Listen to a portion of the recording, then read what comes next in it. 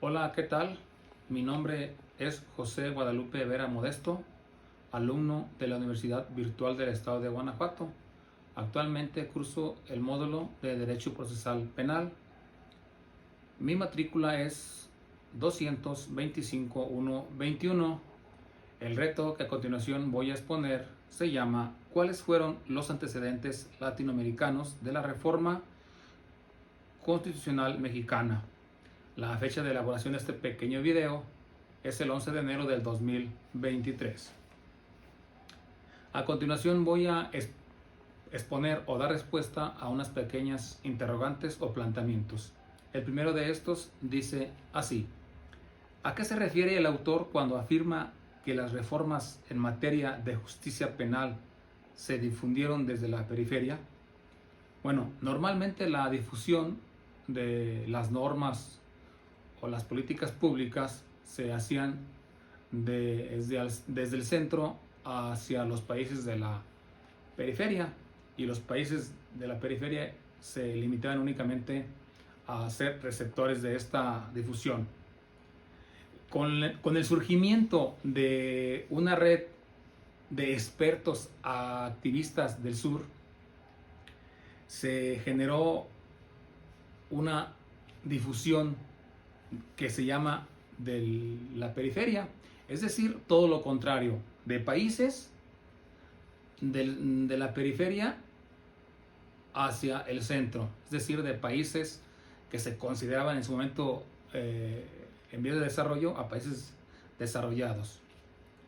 Y esta difusión se da, como ya lo mencionamos, a consecuencia de esta ola de reformas procesales hechas o siendo los actores intelectuales algunos juristas, algunos abogados de Sudamérica.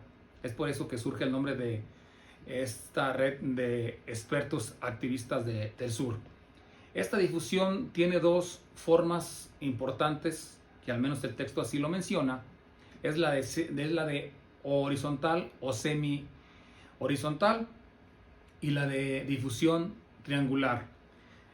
Cuando hablamos de la difusión horizontal, se refiere que esta difusión de normas, de políticas públicas, se da entre los países de la periferia o países del periférico entre sí. No existe en ningún momento la intervención de países centrales. En cambio, en la difusión triangular sí existe la intervención de cierta manera de países centrales, es decir, en cuestión de apoyo económico, en cuestión de difusión, pero sí existe la intervención de países centrales. El siguiente planteamiento dice así: ¿qué distingue a los códigos inquisitivos y a los códigos acusatorios de Latinoamérica? Bueno, primeramente las características del Código Inquisitivo.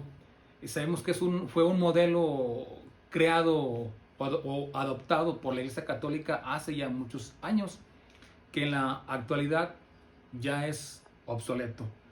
Y me refiero, cuando es obsoleto, es que era un poco confiable, un poco transparente y realmente era ineficiente, porque no se respetaba el debido proceso o no existía un debido proceso. En cuestión del imputado, en el modelo inquisitivo, simplemente era tan grave que el imputado desconocía de qué se le acusaba. Era muy grave en ese sentido. Igual otras características violaban todos los derechos humanos del imputado. En cambio, ya con este modelo acusativo, sabemos que se trata de un modelo de justicia donde es oral y es público. Y su principal característica, siento yo desde mi punto de vista, es que cuenta con la presunción de inocencia y se respeta un debido proceso. Además, que lo más importante es que se garantiza o se respeta el derecho o los derechos humanos tanto del imputado como de la víctima. Igual otra característica de este modo inquisitivo es que un fiscal investiga y por otra parte un juez por ahí juzga. El siguiente planteamiento dice: ¿cómo influyeron los actores internacionales en la formación y expansión de la red de activistas y reformadores en América? Como todos ya hemos escuchado, surge una ola de reformas procesales acusatorias. Creo que el código más importante fue elaborado por Julio Meir, creo que se pronuncia, del 86. Este código, que para mí es el más importante porque es el que actualmente nos rige, y tan importante que es así que 14 países lo adoptaron. Me refiero a 14 países sudamericanos. Este código de Mier del 86 tiene una amplia influencia de otro código argentino de 1939, con una influencia también alemana, ya que hay que recordar que Julio Mier estudió también en Alemania. Este código, de las principales características es que ya era igualmente era oral o era acusatorio, pero al ser tan importante, creo que faltaba algo también para que se lo adoptaran los países que ya anteriormente lo mencionamos que lo adoptaron. Faltaba sin duda alguna el apoyo de cierta clase política o de las personas importantes de los países. Me refiero a los ministros de justicia o a ciertos funcionarios. Igual se tuvo que hacer como este código en un proyecto político pues sí, que es con cierta democracia y de administración de justicia, para que fuera apoyado por la clase política. Y algo también importante es que se apoyó por ciertos organismos o agencias internacionales para su difusión y la implementación del mismo. Prueba de ello, una agencia de la que hacen mención aquí el texto es la USAID, una agencia internacional. Ya por último me piden hacer un cierre con una opinión en la que indiques la relación entre el texto de Langer y la forma constitucional en materia de seguridad pública y justicia penal de México. Bueno, ¿cuál sería la relación? Pues simplemente creo que es una adopción, o más bien la reforma que se realizó a la Constitución Política de los Estados Unidos Mexicanos del año 2011, se adaptó a lo que es este código o lo que indica el texto.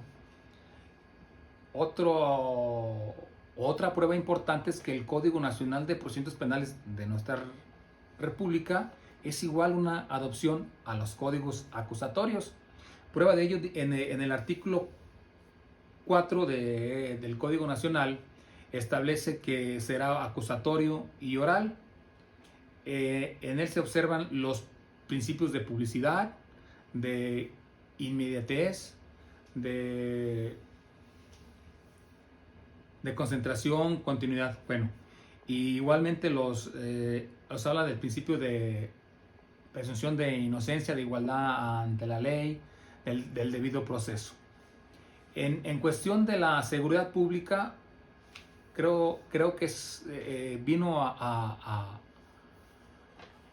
surgir la necesidad de la capacitación de todos los integrantes de la seguridad pública y de la Procuración de Justicia a este nuevo sistema de penal acusatorio, porque fue un cambio totalmente radical, ya que antes, al no existir la presunción de inocencia, se decía una frase: usted es culpable hasta que no demuestre lo contrario, y en la actualidad, con este nuevo sistema, usted es inocente hasta que no se le demuestre lo contrario.